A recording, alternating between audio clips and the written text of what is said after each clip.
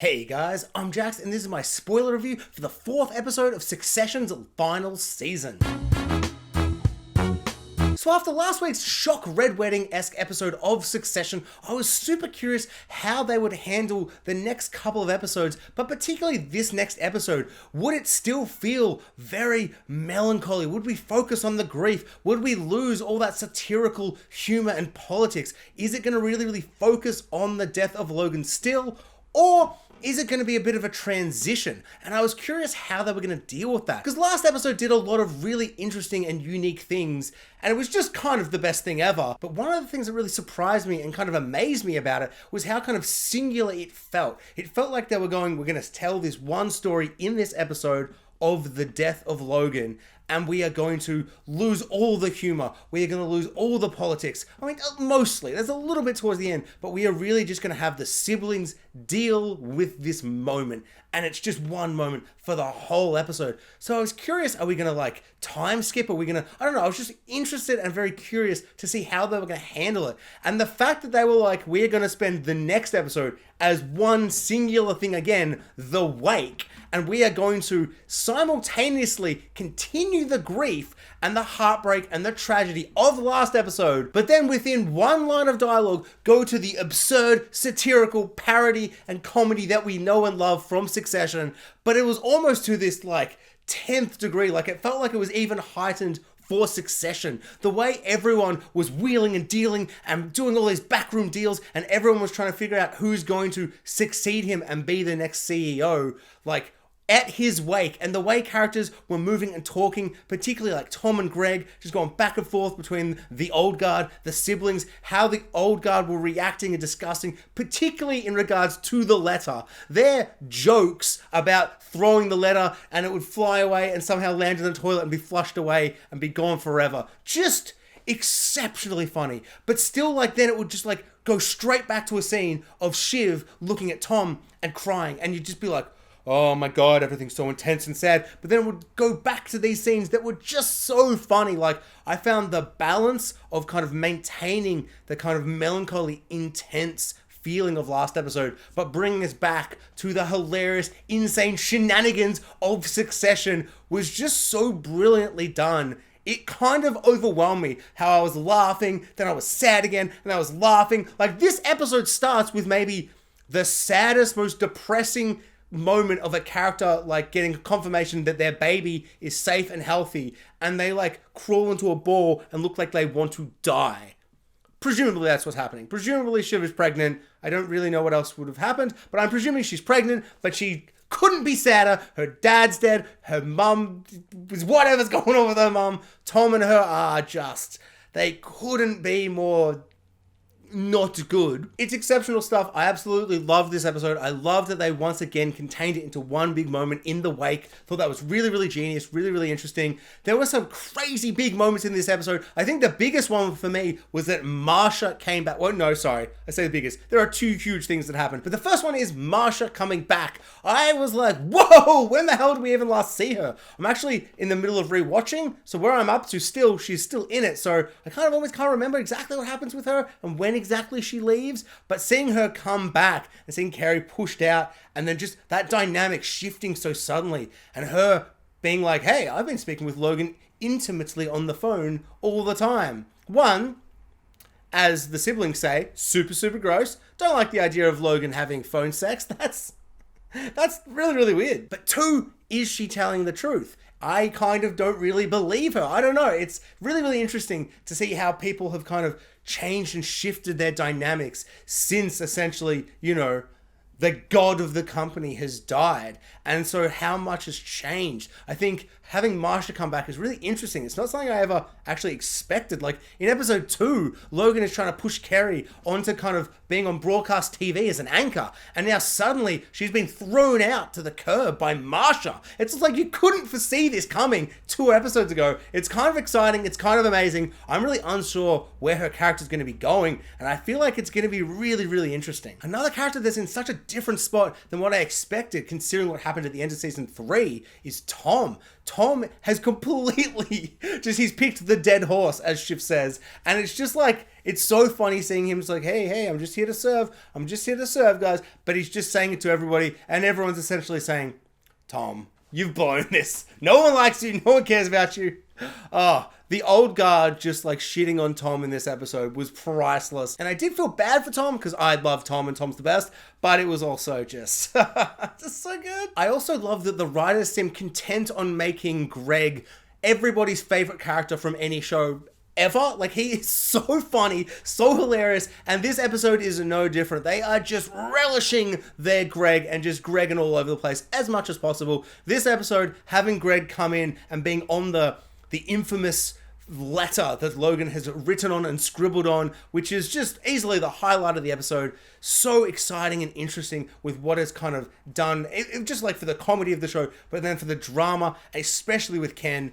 But with the comedy, having Greg have his name written there, but with a question mark, just that whole sequence, just so hilarious. And it's just so funny to think, why did Logan write this letter? Does any of this mean anything? Did he almost do this as like a joke? Did he just write Greg's name for some reason and then who's going to come back to it? Like, it's such an interesting thing that they've put into this series to make everybody question what Logan really thought about them, what Logan was thinking. And when was this? Which Logan was this? Because when you think about Logan and Ken, like at the start of the series, he did want Ken to like be in command, but so much has happened. Surely he can't possibly think that anymore.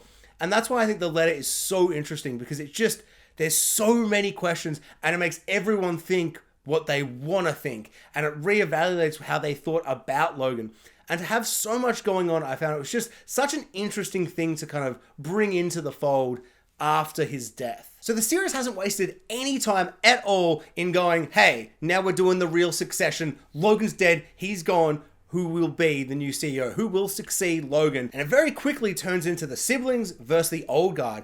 And then it starts to very quickly, between the siblings, start being like, wait, are they all gonna turn on each other? And I was really unsure. I actually thought the way that Ken was being really kind of like, hey, he wrote my name on that letter. He wrote my name on that letter. And he was really, really pushing it. I actually thought that the other two were going to kind of push against him, and it was going to create this kind of, I don't know, break between the siblings. I was actually quite surprised how quickly Roman and Kendall decided, hey, yeah, let's make it the brothers. The two only brothers. Connor who? It's the two brothers. Yep. And they have decided to be the CEOs. The way they kind of just speak down to Shiv and push her out, and she kind of lets them. I was really surprised she let them. She's been so forceful and ferocious throughout the last couple of seasons. I really didn't expect her to kind of go down without a fight. And then when she realizes she's kind of gone down without a fight, it was almost like she didn't realize what was happening, let it happen, going, yeah, no, okay, don't, but make sure you don't screw me out of it. And then as soon as she said yes and it was done, she was like, wait, they are so clearly going to screw me out of this. I am effed. And she just seemed so broken. Felt like she obviously made such an obvious error where she really should just keep pushing. I don't know. I thought that was really, really interesting. And I was kind of very surprised. And I wonder if she's going to now kind of turn on them, or if she's just going to, I don't know. I still feel like at the end of this series, it's going to be all three siblings just at each other's throats. And I think this is just the first one. And then Roman and Kendall are going to kind of be at each other's throats, because I love them all being together. And I think the end of season 3, where you're like, oh, they're all going to be together. And the start of season 4, where they're all together, was really fun and exciting. But it almost feels too good, too nice. Like, I don't think the characters and I don't think the audience deserve to have such nice things happen. And to have the siblings all being, you know, fun and having fun together as like a group, as a trio. So I think it's going to just end so poorly. So Marshall was one of the really big, exciting things that happened. But the second one was Kendall on the piece of paper that Logan wrote, and specifically the fact that he has underlined Kendall's name, or has he crossed it out. I just think that is such a clever, insane, hilarious, but kind of tragic and a heartbreaking thing to put in this show for Kendall, and I suppose for everybody. But just looking at that piece of paper, it so clearly looks underlined, and then as it turns up, you're like, wait, is that crossed out? But then you go, will he just cross it out fully? But does he want to not cross it out fully so you can still see whose name he's crossed out? like very intentionally. So you go, oh, he wanted Kendall, but now he very much doesn't want Kendall. Like, there's so much you can read from that. There is so much, and it's just so crazy to see Kendall, who, for essentially the whole series, particularly season 1 and 3, has just hated his father, hated him so much, has been so antagonistic towards his father, and so much of the series has focused on how much he loves his father, but simultaneously hates him so very much, needs him to, like, love him and accept who he is and be, you know, proud of him. But at the same time, he tries to get him sent to prison. He tries to take over the company multiple times. He's just so antagonistic towards this person he clearly loves and inspires to be. And to have this note where he goes, oh, he did want me. But did he really, Kendall? It doesn't look like an underline to me. And I just think all the stuff that comes from that is so rich and powerful. It's just, the letter is such an exceptional piece of storytelling that they put into this show.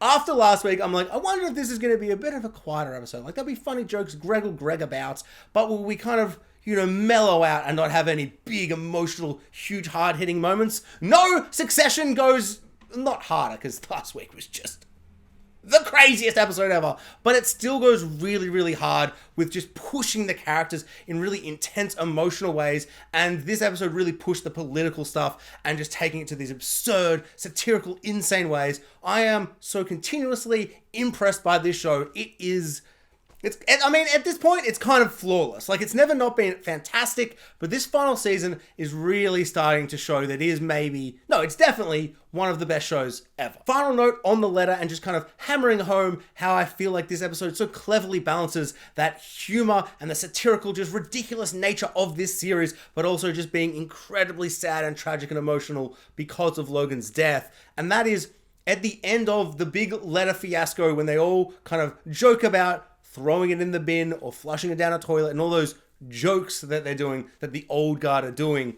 Then having a moment between Frank and Ken where Ken just kind of is so raw and emotional, where he just says that he thought his dad hated him.